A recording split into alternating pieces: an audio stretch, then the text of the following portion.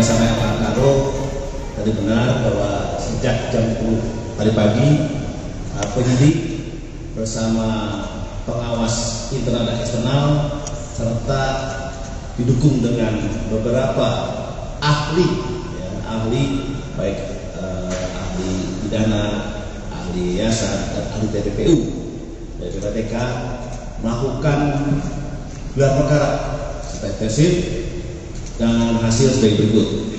Sebelum saya menyampaikan kronologisnya, setelah kita telusuri aset dan transaksi yang ada, rupanya APG mempunyai nama lain, yaitu Abdurrahman Rashid Panji Gumilang, ada juga Abu Toto, ada juga Abu Ma'arif, ada juga Samsul Alam.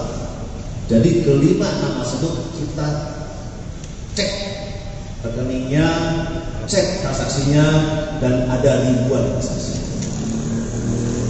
Ini telah melakukan pemblokiran terhadap beberapa rekening. Ada 104 rekening, dan dari analisa penyidik sampai saat ini hanya ada 14 rekening yang ada di sini berjumlah kurang lebih 200 miliar. Dari analisa tersebut, penyidik mempunyai bukti bahwa APG di tahun 2019 telah menerima pinjaman dari Bank Trust sejumlah 73 miliar. Dana tersebut yang dipinjam oleh yayasan masuk ke dalam rekening pribadi dari APG dan digunakan untuk kepentingan APG. Kemudian cicilannya diambil dari rekening yayasan, sehingga terbukti bahwa ada tindak pidana asal, yaitu tindak pidana yayasan dan tindak pidana penggelapan.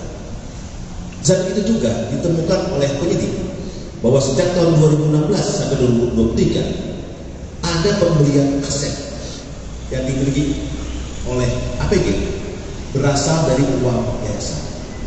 Inilah bukti tindak pidana asal yang ditemukan oleh penyidik, dan penyidik pun melakukan tracing aset terhadap beberapa aset dan rekening.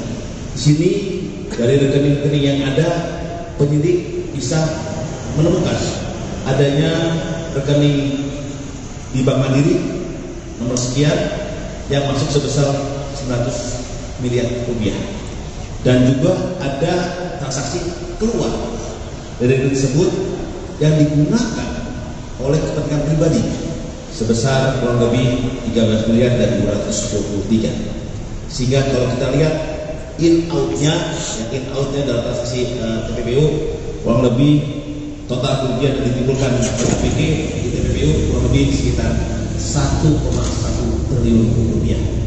Namun penyidik masih mendalami terkait dengan berapa secara real kerugian yang ditimbulkan akibat adanya dugaan tindak pidana asal, itu TPA-nya tindak pidana yayasan dan tindak pidana penggelapan dari perkara tersebut.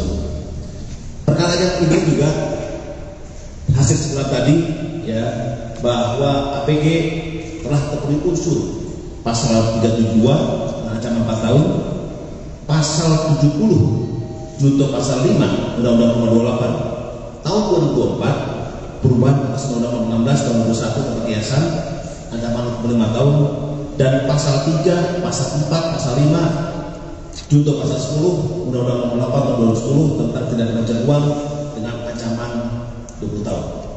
Kesimpulan dari hasil gelar tersebut sepakat bahwa APG telah menuju pasal-pasal tersebut di atas dan meningkatkan statusnya menjadi tersangka pasal-pasal tadi. Demikian hasil gelar perkara. Tidak ada pertanyaan.